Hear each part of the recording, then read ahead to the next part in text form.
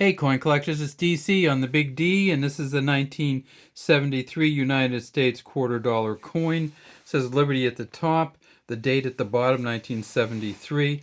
Over here behind Washington is where the mint mark would be, and there's none on this one, so that means it's a Philadelphia coin. In Philadelphia in 1973, they made 347 million of these.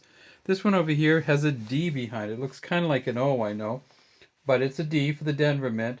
233 million were made here. So about 600 million of between the two of these. This is not a rare coin, but it is a rare coin in exceptional condition. In other words, if you can find one that's really good, even medium good. So if you say an MS60 on this, for either one of these is $7 or $8, just because even at MS60 there's not a lot of them around. You get a little higher and you start getting into some real money, $30, $40, $50. You get up to the MS65. We see this is a copper, nickel clad copper.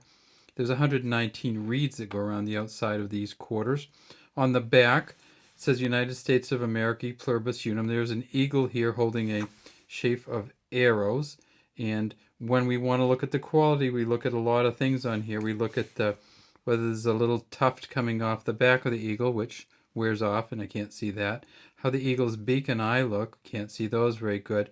Whether the eagle has any body feathers, including these feathers that come from the back here, and leg feathers. And then whether you can see the ribbon that's holding these arrows together, which you really can't. You can probably tell they're arrows, the arrow end to feather end.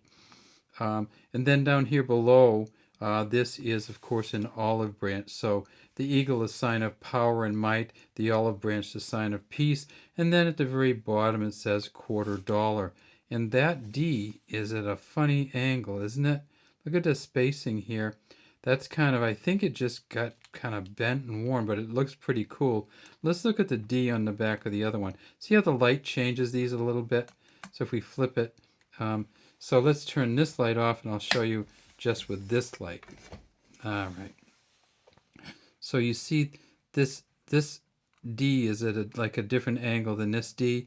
That happens sometimes when you're doing these coins, just the way they get stamped. Now, of course, this one, you see the edge has worn right off, and this is I believe that's the Denver one. Yeah, and that's the D that looks kind of like an O. Well, so they made about 600 plus million of these. They're not very rare. Are there any that are of any value? Yes, if you get them in MS65 or above, or if you can get it in the uncirculated mint sets. So that's the one that comes in these envelopes from the U.S. Mint, uncirculated coins. From 1968 until 1974, and so of course 73 is included, they did two different sets in the same envelope, but they included all three mints. So they did what collectors call the PDS sets. So these came in this envelope. Let me see if I can get this envelope. Had these coins in it. Blue was from Philadelphia, red from Denver, but because they didn't have the same kind of mint coins in 1973, they put Philadelphia Mint, San Francisco Mint, and Denver Mint in the same two envelopes, and they mixed them up. So let's see which one's which, and we'll try to find what the quarter was. So this is a Philadelphia Mint Kennedy half. We can tell there's no mint mark there. This is this is interesting. The penny in the Philadelphia Mint is a San Francisco penny. So this is a San Francisco Mint penny uncirculated. Then there is a 1973 Philly. And look at that coin is kind of like torn back there. The 73, that's a Philadelphia Mint. So there's two pennies, one San Francisco, one Philly. There is a dime. And that, of course, is let me show you the dime, because this is weird. Philadelphia Mint, and then there is a nickel, and that again Philadelphia Mint, and up to the quarter. And so the quarter on this one is a Philadelphia Mint quarter.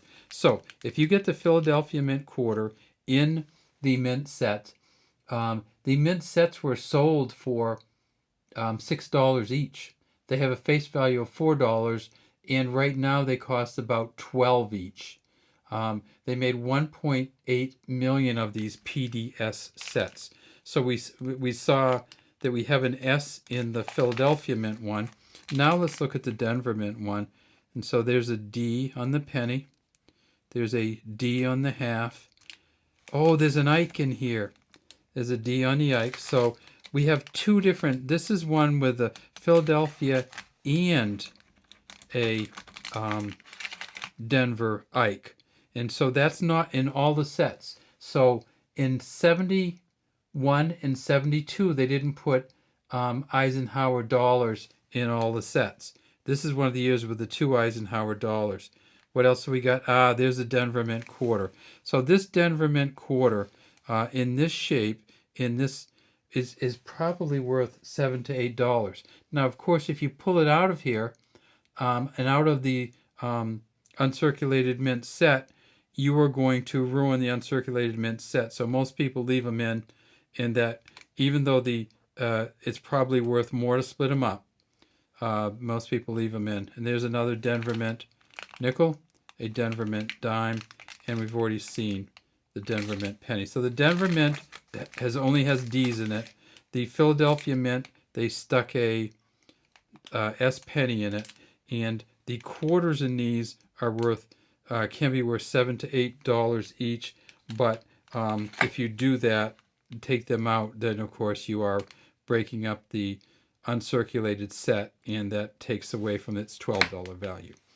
All right, so there is some value here, and the other thing is, if you can find this in an MS 60 or above, you're starting to talk money. And if you can find this above an MS 65, you're talking probably you can get into the hundreds of dollars if you get MS 66 and above. All right, that's all we have today from Big D Coin Channel. This is DC saying over and out. Love to have you subscribe to the Big D Coin Channel and leave any comments you might have in the comments section.